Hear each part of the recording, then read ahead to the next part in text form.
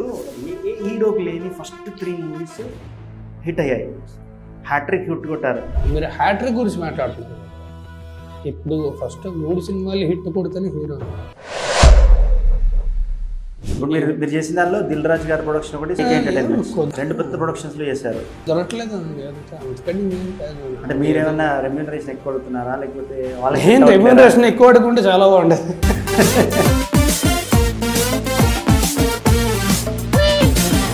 ఈ మధ్యలో పర్సనల్గా చాలా ఇష్యూస్ అయ్యాయి, దాని గురించి ఎత్తట్లేను. మనం పచ్చిగా మాట్లాడుకున్నాం. శేఖర్ భాష గారు, నేను ప్లస్టీజ్ నుంచి కాల్ చేస్తున్నాను. పక్కనే రాజ్ తరుణ్ గారు ఉన్నారు. మీరు ఒక్కసారి మాట్లాడతారా? మా కోసం వస్తారా స్టూడియో? చాలా రోజుల నుంచి ఇగో రాజ్ తరుణ్ దగ్గర చేస్తున్న దుష్ప్రచారం వీటన్నిటికీ కూడా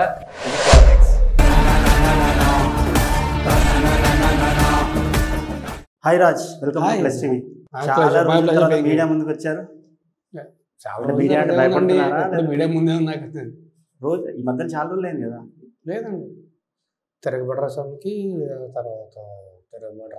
ఆ తర్వాత భలే ఉన్నాడు. చాలా ట్రై చేసాము, ఇప్పుడు రావట్లేరు. ఎప్పుడు రావట్లేదండి. అంతకు ముందు కూడా ఎప్పుడు వచ్చానండి. Not a person who is very active in media, not in media, social media కూడా. If you see social media కూడా ఐఎమ్ నాట్ వెరీ యాక్టివ్. ఇప్పుడు ఏ హీరోకి లేని ఫస్ట్ 3 మూవీస్ హిట్ అయ్యాయి, హ్యాట్రిక్ హిట్ కొట్టారు కుమారితో. అలాంటి ఆప్షన్ నాకు తెలిసి ఏ హీరోకి రాదు. ఎందుకు రాలా? ఉదయ్ కిరణ్ గారి కొరకు వచ్చింది, తర్వాత మీకే. నిజమే కదా? మీరు అంటే డౌన్ అంటే సపోర్ట్ లేకుండా ఇండస్ట్రీకి వచ్చి ఆస్క్ సమ్ టైమ్ మీరు హ్యాట్రిక్ గురించి మాట్లాడుతున్నారు కదా. ఇప్పుడు ఫస్ట్ 3 సినిమాలు హిట్ కొడితేనే హీరోనా? ఎవరికి రాని ఆపర్చునిటీ వచ్చింది అంటున్నా. అది కాదు ఆపర్చునిటీ. 30 సినిమాల తర్వాత, అంటే ఒకవేళ 20 సినిమాలు ఫ్లాపులు కొట్టిన తర్వాత 24వ సినిమా హిట్ కొట్టడానికి అవకాశం వస్తే అది అవకాశం. ఓకే, ఫస్ట్ 3 సినిమాలు హిట్ కొట్టడం అనేది మన చేతిలో ఉండదు. నేను అలా అనట్లేదు. ఇప్పుడు మీరు షార్ట్ ఫిల్మ్స్ లో ఎంత కష్టపడి షార్ట్ ఫిల్మ్స్ తీసి, నేను ఇప్పుడు కష్టపడకుండా చేయట్లేదు. నేను కష్టపడట్లేదు అనట్లేను. ఫస్ట్ 3 హిట్లు వచ్చాక ఏమైంది ప్రాబ్లం అనేది నా క్వశ్చన్. అంటే స్టోరీస్ రావట్లేవా, ప్రొడ్యూసర్స్ మంచి స్టోరీస్ ఇవ్వట్లేదా? అంటే హానెస్ట్లీ ప్రాబ్లం ఏం కాలేదండి. My 4th film also it well, ఈడో రికార్డర్ సినిమా హిట్టే కదా. అవును, కిట్టు ఉన్నాడు జాగ్రత్త సోలో హిట్టే కదా. దీని పెద్ద హిట్ కాదు, అంత పెద్ద హిట్ కాదు. ఇప్పుడు ఎంత పెద్ద హిట్ అనేది చెప్పలేండి. ఎంత పెద్ద హిట్ అనేది మాట్లాడుకుందాం అంటే నేను ఆ తర్వాత ఏంటంటే I actually had string of flops which I will also agree. నేను ఈ క్వశ్చన్ ఎందుకు అడుగుతాను అంటే, సినిమా చూపిస్తాం, ఆ సినిమా చూసిన తర్వాత రవితేజ లాంటి ఒక యాక్టర్ వచ్చాడు తెలుగు ఇండస్ట్రీకి, న్యాచురల్ గా చేసే యాక్టర్ వచ్చాడు, వచ్చాడు. మీరు కథ చేద్దాం అని చెప్పండి, రేపు పొద్దున్న చేద్దాం. అలా ఎందుకు చేయట్లేరు అనేది క్వశ్చన్. అదే అంటున్నా, మీరు కథ చెప్పండి, రేపు పొద్దున్న చేద్దాం. అయితే ఇప్పుడు కుమారి 21 ఫ్రీ రిలీజ్ అవుతుంది, July 10th అంటున్నారు. సో నెక్స్ట్ ఏంటి మీ projects? Next actually I'm already shooting for 1 film in Tamil direct Tamil cinema, and ఇంకొక సినిమా ప్రీ ప్రొడక్షన్ అవుతుంది. అది కూడా అంటే Tamil and Telugu basically. Okay, అది కాకుండా తెలుగు 2 సినిమాలు షూటింగ్ అవుతుంది. అంటే ఇప్పుడు 2 నెక్స్ట్ వచ్చే ప్రాజెక్ట్ 2 ఉన్నాయి. పెద్ద బ్యానర్స్ లో ఈ మధ్యలో సినిమాలు ఏం చేయలేదు, పెద్ద బ్యానర్లో సినిమాలు ఏం రాలేదు మీకంటే? ఇప్పుడు మీరు చేసిన దానిలో దిల్ రాజు గారి ప్రొడక్షన్ ఒకటి, సుకుమార్ రైటింగ్స్ ఒకటి, 2 పెద్ద ప్రొడక్షన్స్ లో చేశారు. ఆ తర్వాత ఎంటర్టైన్మెంట్ కుదరట్లేదండి. అంతకంటే ఏం కాదు. అంటే మీరేమన్నా రెమ్యూనరేషన్ ఎక్కువ అడుగుతున్నారా, లేకపోతే వాళ్ళకి రెమ్యూనరేషన్ ఎక్కువ అడుగుంటే చాలా బాగుండేది. నేను నాకు tell you very simply, for me the movie is always important. మనం పచ్చిగా మాట్లాడుకున్నాం, డబ్బులు అంటే ఎవరికి ఇష్టం ఉంటుంది? అందరికి కావాలి. అందరికీ ఇష్టం ఉంటాయి, అందరికి కావాలి. నాకు ఎందుకు వద్దు? నాకు డబ్బులు వద్దు కదా, డబ్బులు కావాలి. నా అవసరం ఎంత? చాలా తక్కువ. నాకు సినిమా ముఖ్యం. నేను చేసే సినిమా దానికి ఎంత ఖర్చు అవుతుంది, ఆ సినిమా ఎంత బాగా వస్తుంది అనేది మాత్రమే నాకు ఇంపార్టెంట్. మీ ఖర్చులు మనం ఇస్తే చాలు, మీరు సినిమా ఖర్చులు తీసేస్తారు. చాలా తక్కువ అండి. అది ఉంటే సరిపోతుంది నాకు, అంతకంటే మీ ఖర్చులు చాలా తక్కువ, నాకు తెలుసు కదా. అది ఉంటే నేను సరిపోతుంది. కూడా ప్రొడ్యూసర్ అయిపోవచ్చు. హ్యాపీగా అయిపోవచ్చు మీరు. సినిమా ఖర్చు పెట్టాలి, సినిమాకి ఎవరైనా Remuneration కాదు. ఇప్పుడున్న ప్రాబ్లమే హీరోస్కి ఇవ్వడం కదా, హీరోసే ఎక్కువ ఛార్జ్ చేస్తున్నారు కదా. ప్రస్తుతానికి నాకైతే అది లేదండి. అంతేనా? ప్రస్తుతానికైతే అసలు. ఇప్పుడు మీకు శేఖర్ భాష గారు ఉన్నారు కదా, మీకు ఇష్యూ అయ్యాక ఫ్రెండ్ అయ్యారా, ముందు నుంచి ఫ్రెండా? ముందు పరిచయం అండి, హాయ్ బాయ్, ముందు నుంచి పరిచయం అండి. ముందు నుంచి తన ఆర్జేగా ఉన్నప్పుడు కూడా నాకు బాగా పరిచయం. ఓకే, బాగా పరిచయం సెన్స్ అంటే మంచిగానే పరిచయం. ఓకే. అయిన తర్వాత నేను తనతో మాట్లాడలేదు, ఏం చేయలేదు. But he was the one who supported me a lot. మీకోసం బాగా కష్టపడ్డారు, చూసారా? మీకోసం బాగా తిరిగారు. అయ్యో నాకేం తెలియదు, he supported me a lot.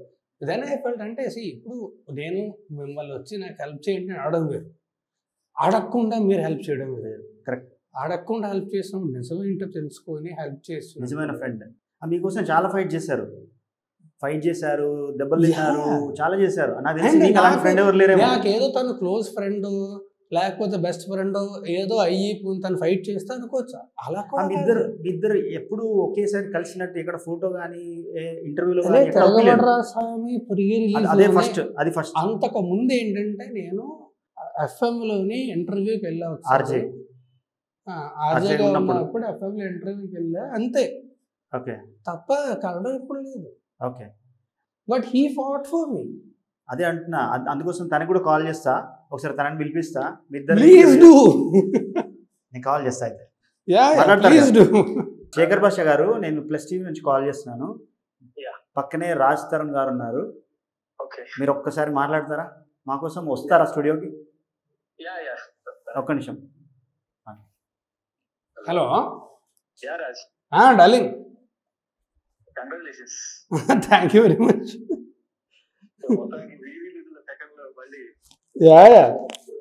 Hopefully కలిసి థియేటర్ కలిసి సినిమా చూద్దాం. కాదు వస్తావా? ఓకే ఓకే అంటాను నేను, వచ్చా.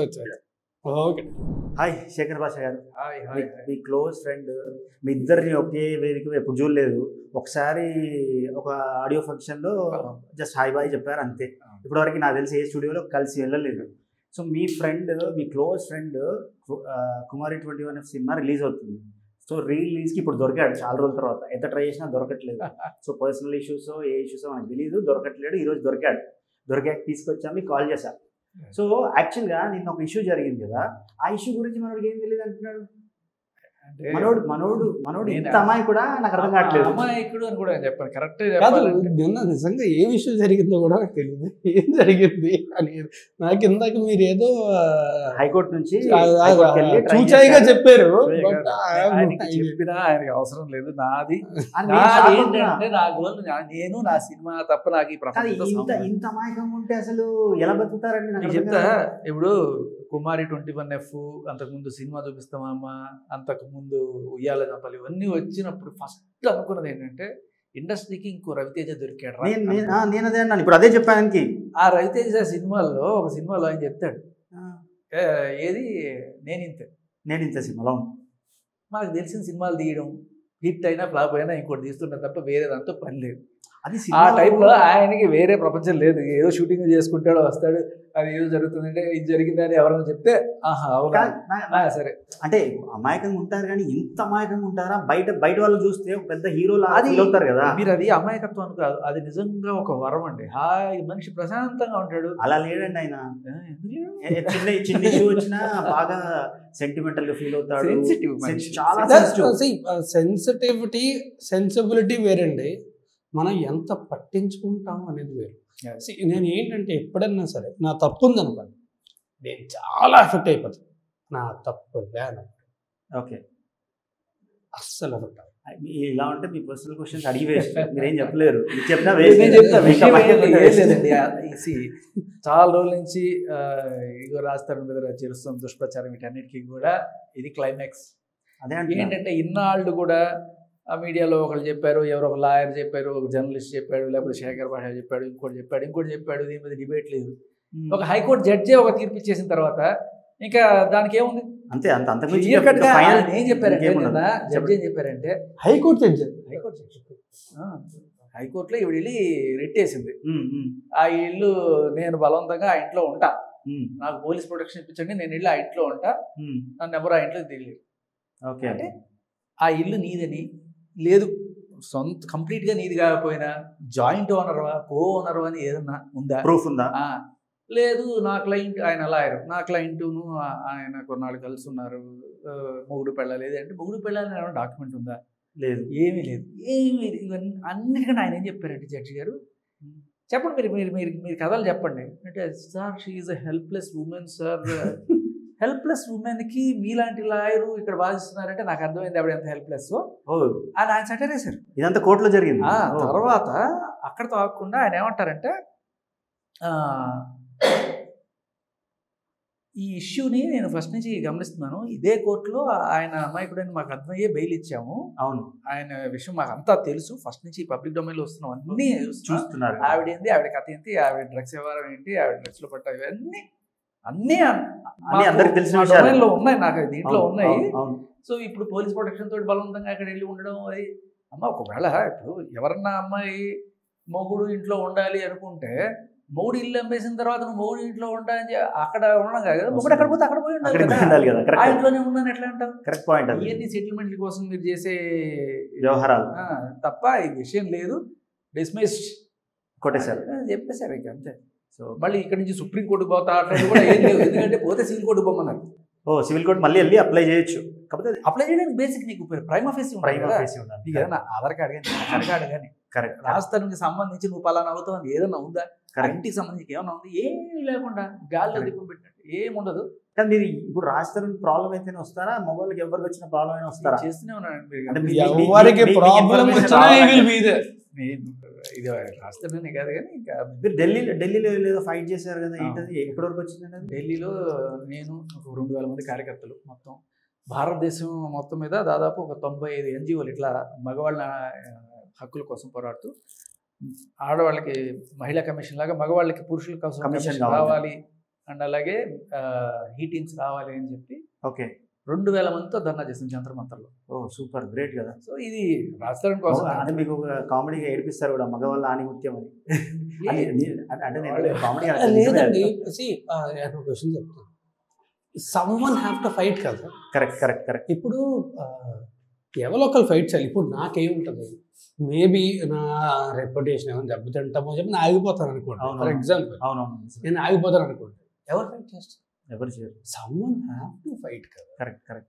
ఇప్పుడు అదే ఆ రోజు ఒకవేళ శేఖర్ భాష అనే వ్యక్తి నా గురించి ఫైట్ చేయకపోయి ఉంటే నా పరిస్థితి ఏంటి? Correct, think about it. Because he knows the facts, he knows the truth. అంటే తను నేనే ఇవ్వలేదు, చాలా కష్టాలు పడ్డాడు కాదు, నేనే ఇవ్వలేదు తనకి. I don't give him any proofs or anything, he only connected them. Correct. But he fought for me. ఆయన బెయిల్ తెచ్చుకోవడం కూడా తెలియదు. ఆ బెయిల్ తెచ్చుకోవాల్సిన FIR కూడా నేనే తీసుకొచ్చి ఇచ్చాను ఆయనకి. ఇప్పుడు కేసు గురించి అడిగితే తెలియదు అంటున్నాడు.